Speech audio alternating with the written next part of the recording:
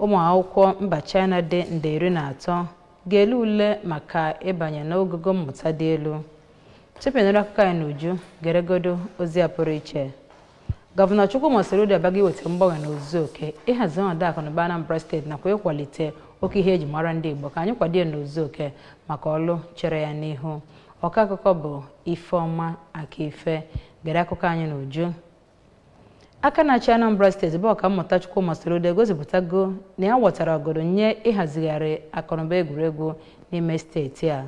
Gọvanọ Soludo na-ekwu nke a na-agba nke ikpeazụ nke mmechi asọmpi Anambra Sports Solution Initiative bụ nke enwere na Township Stadium Ọka, ebe onye ụlọ anyị bụ Ejike Abana gara wee weta akụkọ a ka ebe egwuregwu si wee gaa.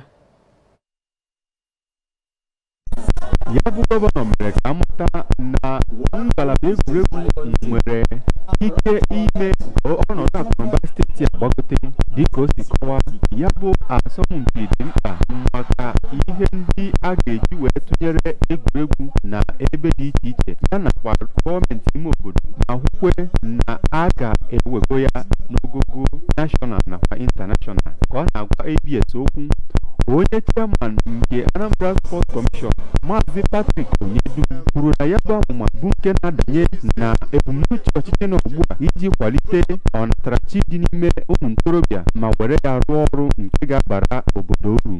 Onye kọmishọna ahụ maka ndị ntorobịa Maazị Patrick Agamba mere ka amata na ịkwalite ndị ntorobịa bụ otu n'ime ihe isekpụ ntị n'ọchịchị gọvanọ Soludo ma kwuo ihe ndị ewepụtagoro maka ndị ntorobịa nke gụnyere Solution Innovation District ya nakwa One Youth Two Skills na ihe ndị ọzọ. Onye Chief of Staff nke gọvanọ Maazị Ernest Ezajui, onye kọmishọna ahụ maka agụmakwụkwọ ọkammụta Ngozi Chumude, onye President General nke Asatụ Barrister Titus Akpudo nakwa ndị ọzọ bụ ndị nọ na ya bụ mmemme bụ nke a nọrọ na ya wee gbaa asọmpi egwu bọọlụ nke ikpeazụ ọkwa ọsọ ma gụnyekwe ndị nwetara mmeri ihe nwonye onu nakwa ihe ndị ọzọ emegasịrị ebe ahụ.